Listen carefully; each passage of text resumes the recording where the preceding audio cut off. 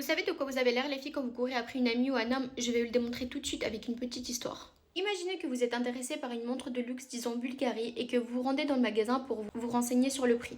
Maintenant, imaginez que vous arrivez dans la boutique, on vous renseigne sur le prix, on vous dit que c'est 40 000 euros, ce qui est une très grosse somme.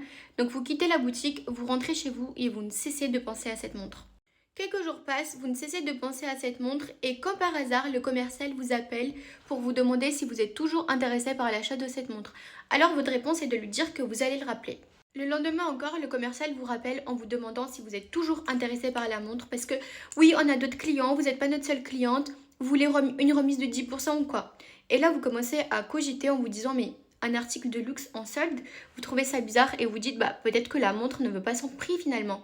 Le lendemain encore, ce commercial vous rappelle en vous disant oui mais vous vous prenez pour qui à pas nous rappeler, vous n'êtes pas notre seule cliente, encore une fois, on a d'autres clients, on nous a jamais traité comme ça, on nous a toujours rappelé, comment vous osez ne pas nous rappeler alors que nous sommes Bulgarie. Et là vous dites mais purée, est-ce que j'ai vraiment été dans une boutique de luxe ou c'est une contrefaçon?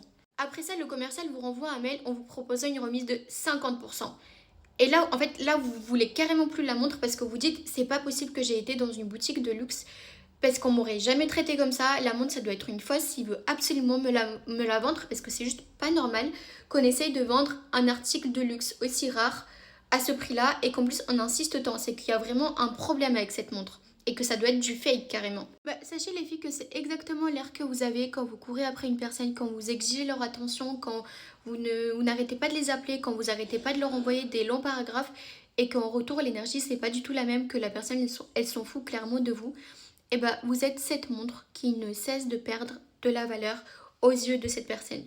Donc arrêtez de courir après les gens. Je comprends que des fois on a forcément envie de sauver certaines amitiés, certaines relations, mais ça ne vaut pas toujours la peine. Et des fois, c'est pas que c'est pas possible de sauver une relation, mais des fois, il faut aussi laisser le temps à la personne pour venir à nous. Mais en tout cas, évitez d'avoir l'air de cette montre qui perd en valeur en quémandant l'attention des autres. C'est tout ce que je peux vous dire.